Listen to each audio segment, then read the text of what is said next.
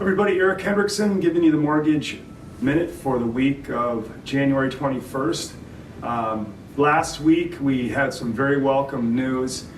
As we've talked about, mortgage rates have been kind of taking it on the chin for the last several weeks as we've just seen report after report of strong economic data.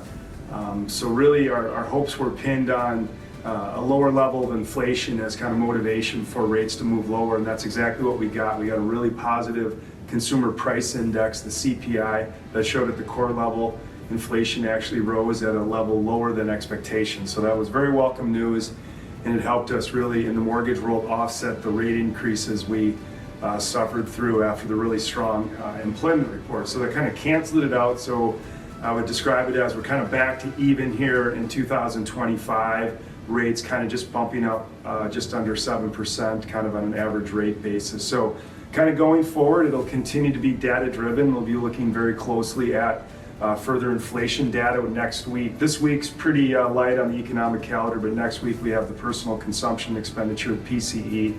So another look at inflation. If that comes in a little bit light too, we could be off to the races with a little bit lower guide path for mortgage rates, and I think that'll give the Federal Reserve a little more flexibility and potentially doing a greater number of Fed cuts next year. I know it kind of got scaled back to 2, but maybe we could see 3 or even 4. So that would be great news. So again, this week, pretty light, but we'll take the victory from last week. I think rates will be relatively calm, kind of waiting for more data coming in next week. So hope your 2025 is off to a great start. Have a great week.